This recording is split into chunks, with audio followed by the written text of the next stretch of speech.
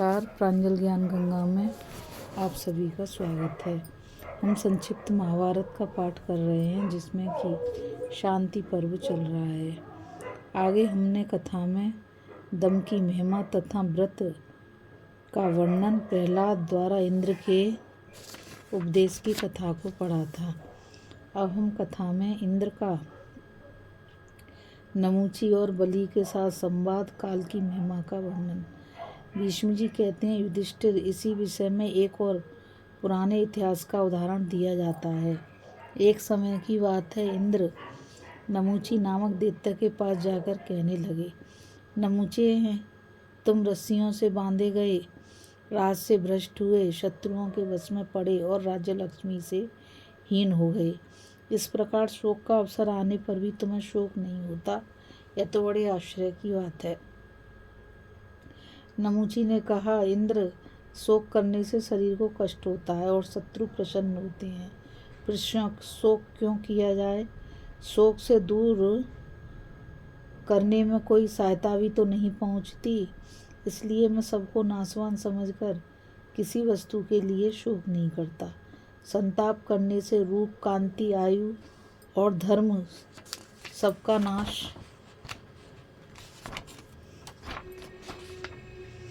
ही होता है। अतः समझदार पुरुष को वैमनस्य के कारण आए हुए दुख की चिंता छोड़कर मन ही मन अपने कल्याण का उपाय सोचना चाहिए। इसमें संदेह नहीं कि पुरुष जब कल्याण में मन लगाता है तभी उसके संपूर्ण अर्थ सिद्ध होते हैं। जगत का शासन करने वाला एक ही है, दूसरा नहीं। वही गर्भ में रहने वाले प्राणी का भी शासन करता है। उसकी जैसी प्रेरणा होती है उसी के अनुसार मैं भी कार्य करता हूँ। पुरुष को जो वस्तु जिस प्रकार प्राप्त होने वाली होती है वह उस प्रकार मिल ही जाती है। जिस वस्तु की जैसी होनहार होती है वह वैसी ही होती है। विधाता जीव को जिस गर्भ में डालता है वहीं उसे रहना पड़ता है। वह अपनी इच्छा के अनुसार कहीं नहीं रह सकता। अपने ऊपर जो ये अवस्था आ पड़ी है ऐसी ही होनहार थी। इस तरह का भाव रखकर जो इस परिस्थिति को सहर्ष स्वीकार करता है उसे कभी मोह नहीं होता। बारी बारी से सब पर कष्ट पड़ता है, उसके लिए किसी पर दोष नहीं लगाया जा सकता। दुख पाने का कारण तो यह है कि पुरुष वर्तमान परिस्थिति से द्वेष करके अपने को उसका कर्ता मान बैठता है। ऋषि, देवता, बड़े बड़े असुर, वैदिक ज्ञान में बढ़े हुए पुरुष तथा वनवासी मुनि, इनमें से कौन है जिस पर आपत्ति नहीं आती? किंतु जिन्हें सत असत का ज्ञान है वे मोह में नहीं पड़ते। विद्वान पुरुष कभी क्रोध नहीं करते, किसी विषय में आसक्त नहीं होते, दुख पाने पर खेद नहीं करते, सुख मिलने पर हर्ष के मारे फूल नहीं उठते तथा आर्थिक कठिनाई या संकट के समय भी शोकग्रस्त नहीं होते। वे हिमालय की तरह स्वभाव से ही अविचल होते हैं, जिसे उत्तम अर्थ सिद्धि मुंह में नहीं डाल सकती। कभी संकट पड़ने पर भी जो धैर्य को नहीं खो बैठता और सुख तथा दुख दोनों के बीच की अवस्था का भी समान भाव से सेवन करता है, वही मनुष्य श्रेष्ठ समझा जाता है। जो धर्म के तत्व को समझकर उसके अनुसार बर्ताव करता है वही श्रेष्ठ पुरुष है। जो वस्तु नहीं मिलने वाली होती उसको कोई मंत्र, बल, पराक्रम, बुद्धि, पुरुषार्थ, शील, सदाचार और धन संपत्ति से भी नहीं पा सकता। फिर उसके लिए शोक क्यों किया जाए? जीव के प्रारब्ध में जितने सुख और दुख का भोग बधा है उतना ही वह पाता है। जहाँ जाने का प्रारब्ध है वहीं जाता है तथा जो कुछ उसे पाना है उसी को प्राप्त करता है। यह समझकर जो कभी मोहित नहीं होता और सब प्रकार के दुखों में निश्चिंत रहता है वही सर्वश्रेष्ठ मनुष्य है। युधिष्ठिर ने पूछा, भरतश्रेष्ठ, जो मनुष्य बंधु बांधवों अथवा राज्य का नाश हो जाने से घोर संकट में पड़ गया हो, उसके कल्याण का क्या उपाय है? संसार में आपसे बढ़कर कोई वक्ता नहीं है, इसलिए ये बात आपसे पूछ रहा हूँ। भीष्म ने कहा, युधिष्ठिर, जिसके स्त्री पुत्र मर गए हों, सुख छिन गया हो तथा धन भी नष्ट हो गया हो और इन कारणों से जो कठिन विपत्ति में फंस गया हो, उसका तो धैर्य धारण करने में ही कल्याण है। तात जो बुद्धिमान सदा सात्विक वृत्ति का सहारा लिए रहता है, उसी को ऐश्वर्य और धैर्य की प्राप्ति होती है तथा वही कार्य करने में कुशल होता है। इसके विषय में भी पुनः एक प्राचीन इतिहास का उदाहरण देता हूँ, जो बलि और इंद्र के संवाद के रूप में है। देवासुर संग्राम में दैत्य और दानवों का भयंकर संहार हो चुका था। वामन रूपधारी भगवान विष्णु ने अपने पैरों से तीनों लोगों को नापकर अधिकार में कर लिया था। 100 यज्ञों का अनुष्ठान करने वाले इंद्र देवताओं के राजा थे। चारों वर्णों के लोग अपने अपने धर्म में स्थित थे। देवताओं की खूब पूजा होती थी। त्रिभुवन का अभ्युदय हो रहा था और सबको सुखी देख ब्रह्मा जी भी प्रसन्न थे। इसी समय की बात है, एक दिन इंद्र अपने ऐरावत नामक गजराज पर बैठकर तीनों लोकों में भ्रमण करने के लिए निकले। उनके साथ रुद्र, वसु, आदित्य, अश्वनी कुमार, ऋषिगण, गंधर्व, नाग, सिद्ध तथा विद्याधर आदि भी थे। घूमते घूमते वे किसी समय समुद्र तट पर जा पहुँचे। वहाँ एक पर्वत की गुफा में विरोचन कुमार बलि विराजमान थे। उन पर दृष्टि पड़ते ही इंद्र हाथ में वज्र लिए हुए उनके पास पहुँच गए। देवराज इंद्र को देवताओं के बीच में ऐरावत की पीठ पर बैठे हुए देखकर भी दैत्यों के स्वामी बलि के मन में तनिक भी शोक या व्यथा नहीं हुई। वे निर्भय और निर्विकार होकर खड़े रहे। तब इंद्र ने कहा, विरोचन कुमार, अपने शत्रु की समृद्धि देखकर भी तुम्हें व्यथा नहीं होती, उसका क्या कारण है?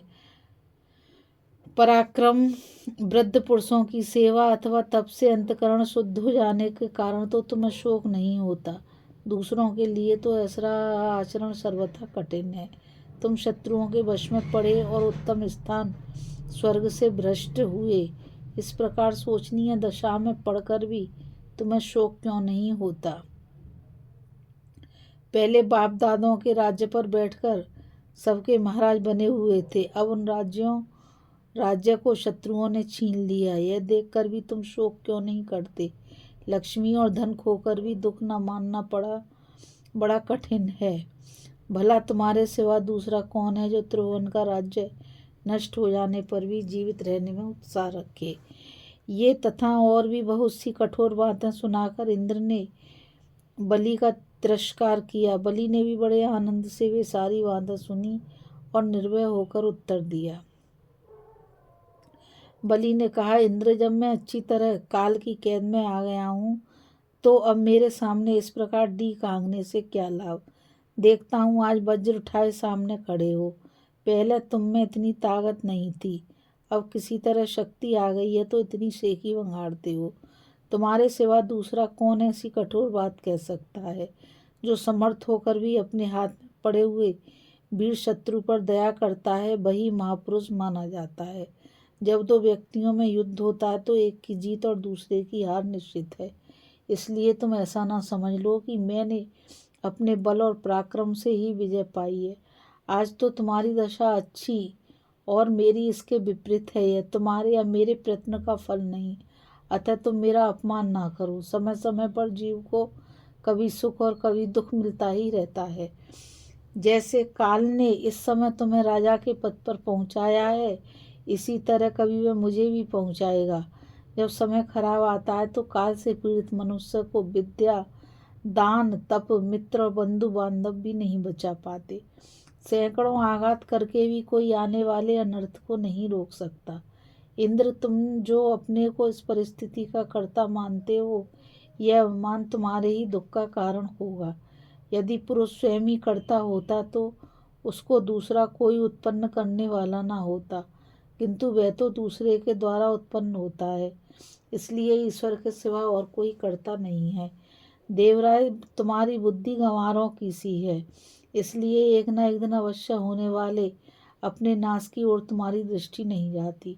संसार में कुछ मूर्ख भी हैं जो तुम्हें अपने ही पराक्रम से उत्तम पदवी को प्राप्त हुए समझकर बहुत बड़ा मानते हैं, किंतु मेरे जैसा मनुष्य जो संसार की स्थिति को जानता हो, समय के प्रभाव में से आपत्ति में पड़कर भी शोक, मोह अथवा भ्रम में कैसे पड़ सकता है? मैं तुम या दूसरे लोग जो देवताओं के स्वामी होने वाले हैं एक दिन उसी मार्ग पर जाएंगे जिस पर पहले सैकड़ों इंद्र जा चुके हैं। यद्यपि आज तुम दुर्धर्ष हो और अत्यंत तेज से देदीप्यमान हो रहे हो, किंतु याद रखना समय आने पर तुम भी मेरी ही तरह काल के शिकार बन जाओगे। अब तक देवताओं के हजारों इंद्र काल के गाल में चले गए। काल पर किसी का वश नहीं चलता। तुम इस शरीर को पाकर सब प्राणियों को जन्म देने वाले सनातन देव भगवान ब्रह्मा जी की भांति अपने को बहुत बड़ा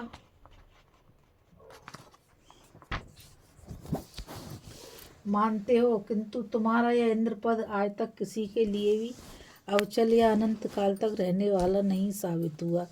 इस पर कितने ही आए और चले गए, केवल तुम ही मूर्खता के कारण इसे अपना मानते हो। देवराज नासवान होने के कारण जो विश्वास के योग्य नहीं, उस राज्य पर तुम विश्वास करते हो। जो टिकने वाला नहीं, उसे स्थिर मानते हो। इसमें कोई आश्चर्य की बात नहीं है, क्योंकि काल ने जिसे घेर रखा हो वह सदा ऐसा ही समझता है। जिस राज्य लक्ष्मी को मोहबस अपनी मानते हो, यह न तुम्हारी है, न मेरी और न दूसरे की ही है। यह किसी के पास स्थिर नहीं रहती, बहुत से राजाओं के उपभोग में आ चुकी है और उनको छोड़कर अब तुम्हारे पास आई है। इसका स्वभाव चंचल है, अतः कुछ काल तक तुम्हारे पास भी रहकर फिर दूसरे के यहाँ चली जाएगी। अब तक इसने जितने राजाओं का परित्याग किया है उनकी गणना नहीं हो सकती। तुम्हारे बाद भी बहुत से राजे इसका उपभोग करेंगे। पूर्व काल में इसे जिन जिन राजाओं ने भोगा है वे आज कहीं दिखाई नहीं देते। पृथु, पुरुरवा, मैं, भीम, नरकासुर, संबरासुर, अश्वगिरी, पुलोमा, श्वरभानु, अमितध्वज, प्रहलाद, नमूची, दक्ष, विप्रचित्ति, विरोचन, हिरण्यवेश, होत्र, बुरिया, पुष्पवान, भ्रश, सत्येशु, ऋषभ, बाहु, कपिलाक्ष, विषुयक, बाण, कार्तस्वर, वहिन, विश्वधृष्ट, नर्तकी, संकोच, बरिताक्ष, भराश्व, रुचिप्रभ, विश्वजीत, प्रतिरूप, विषांड, विष्कर, मधु, हिरण्यकश्यप और केटव, ये तथा और भी बहुत से दैत्य, दानव और राक्षस आदि पूर्व काल में पृथ्वी के स्वामी हो चुके हैं। जिन जिन पूर्ववर्ती नरेशों के आज हम लोग नाम सुनते हैं वे सभी काल की मार पड़ने से इस पृथ्वी को छोड़कर चले गए, क्योंकि काल ही सबसे बड़ा बलवान है। केवल तुमने ही 100 यज्ञों का अनुष्ठान किया हो यह बात भी नहीं। उन सभी राजाओं ने 100 यज्ञ किए थे, सभी धर्मात्मा थे और सबके सब निरंतर यज्ञ में संलग्न रहते थे। तुम्हारी ही तरह से भी आकाश में विचरते थे, सैकड़ों मायाएं जानते थे और इच्छानुसार रूप धारण कर सकते थे। उनके भी तेज और प्रताप बढ़े हुए थे, किंतु काल ने उनका भी संहार कर ही डाला। जिस दिन तुम्हें इस पृथ्वी को उपभोग के बाद त्यागना पड़ेगा, उस दिन तुम अपने प्रबल शोक को न दबा सकोगे। इसलिए विषय भोग की इच्छा छोड़ दो, राय लक्ष्मी के घमंड को त्याग दो। ऐसा करने से तुम अपने राज्य के नष्ट हो जाने पर भी उसके शोक को धैर्यपूर्वक सह सकोगे। शोक के समय शोक न करो और हर्ष का अवसर आने पर हर्ष से फूल न उठो।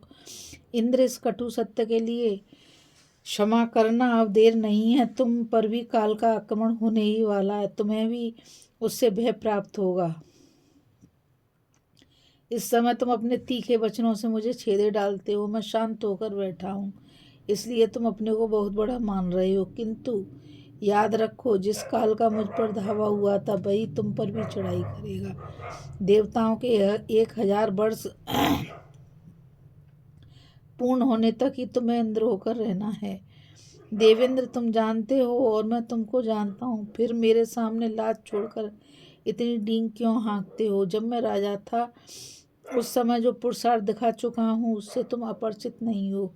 कई बार के युद्ध में तुम मेरा पराक्रम देख चुके हो, एक ही दृष्टांत देना काफी होगा। पहले जब देवासुर संग्राम हुआ था उस समय की बातें तुम्हें भूली ना होंगी। मैंने अकेले ही समस्त आदित्यों, रुद्रों, साध्यों, वसुओं तथा मरुद्रगणों को परास्त किया था। वे मेरे वेग से देवताओं में भगदड़ मच गई थी। तुम्हारे सिर पर भी पर्वतों के कितने शिखर फोड़ डाले थे, किंतु इस समय मैं क्या कर सकता हूँ। काल का उल्लंघन करना कठिन है। तुम्हारे हाथ में वज्र रहने पर भी मैं केवल मुक्के से मारकर तुम्हें मौत के घाट उतार सकता हूँ, किंतु मेरे लिए यह पराक्रम दिखाने का नहीं, क्षमा करने का समय है। इसलिए तुम्हारे सब अपराध चुपचाप सहे लेता हूँ। और यही वजह है कि तुम अपनी झूठी बढ़ाई किए जा रहे हो।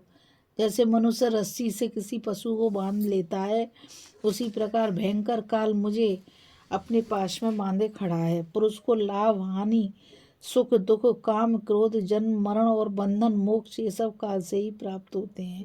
जो काल के प्रभाव को जानता है वह उससे कष्ट पाकर भी शोक नहीं करता, क्योंकि दुख दूर करने में शोक से कोई सहायता नहीं मिलती।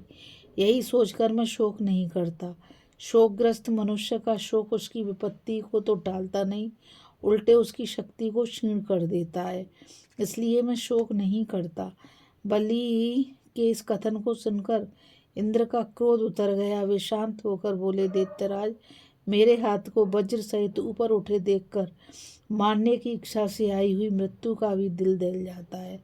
फिर दूसरा कौन है जो व्यथित ना हो, किंतु तुम्हारी बुद्धि तत्व को जानने वाली और स्थिर है, इसलिए तनिक भी विचलित नहीं होती। इसमें संदेह नहीं कि धैर्य के ही कारण तुम्हें घबराहट नहीं होती।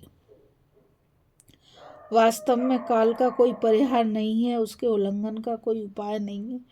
काल सब प्राणियों के साथ एक सा बर्ताव करता है। वह दिन रात मास क्षण काष्ठ लव और कला तक का हिसाब करके प्राणी को पीड़ा पहुंचाता रहता है। जैसे नदी में अचानक आई हुई बाढ़ अपने बेग से किनारे के वृक्ष को तोड़ उखाड़ कर बहा ले जाती है, उसी प्रकार यह काम आज करूँगा, उसे कल पूरा करना है। ऐसा कहते हुए मनुष्य को काल का सहसा आकर दबोच लेता है। अरे उसको तो अभी अभी देखा था, वह मर कैसे गया।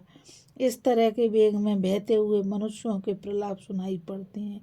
धन, ऐश्वर्य, भोग और स्थान ये सब काल के द्वारा नष्ट हैं। काल ही आकर प्राणियों का जीवन हर ले जाता है। ऊंचे चढ़ने का अंत है नीचे गिरना, और जन्म का परिणाम है मृत्यु। जो कुछ देखने में आता है सब नाशवान है, अस्थिर है, तो भी निरंतर इस बात का स्मरण रहना कठिन हो जाता है। अवश्य ही तुम्हारी बुद्धि तत्व को जानने वाली तथा स्थिर है, इसलिए उसे घबराहट नहीं होती। काल अत्यंत प्रबल है, वह संपूर्ण जगत पर आक्रमण करके सबको अपनी आँच में पका रहा है। काल इस बात को नहीं देखता कि कौन बड़ा है और कौन छोटा, वह सबको अपनी आग में झोंकता है, फिर भी किसी को चेत नहीं होता। लोग ईर्ष्या, अभिमान, लोभ, काम, क्रोध, भय, स्पर्धा और मोह में फंसकर अपनी सुध बुध खो बैठते हैं, किंतु तुम विद्वान, ज्ञानी और तपस्वी हो, काल की लीला और उसके तत्व को जानते हो, संपूर्ण शास्त्रों के ज्ञान में निपुण हो तथा तत्व के विवेचन में कुशल और ज्ञानियों में श्रेष्ठ हो। मेरा तो ऐसा विश्वास है कि तुमने अपनी बुद्धि से संपूर्ण लोगों का तत्व जान लिया है। तुम सर्वत्र विचरते हुए भी सबसे मुक्त हो, कहीं भी तुम्हारी आसक्ति नहीं है। तुमने अपनी इंद्रियों को जीत लिया है, इसलिए रजो गुण और तमोगुण तुम्हारा स्पर्श नहीं कर सकते। तुम हर्ष और शोक से रहित आत्मा की उपासना करते हो। सब प्राणियों के प्रति तुम्हारा सौहार्द है, किसी के प्रति बैर नहीं है। तुम्हारे चित्त में सदा शांति बनी रहती है। तुम्हें देखकर मेरे मन में दया का संचार हो आया है। मैं तुम्हारे जैसे ज्ञानी को बंधन में रखकर मानना नहीं चाहता। अब मेरी ओर से तुम्हें कोई बाधा नहीं पहुँचेगी। तुम स्वस्थ और सुखी रहो।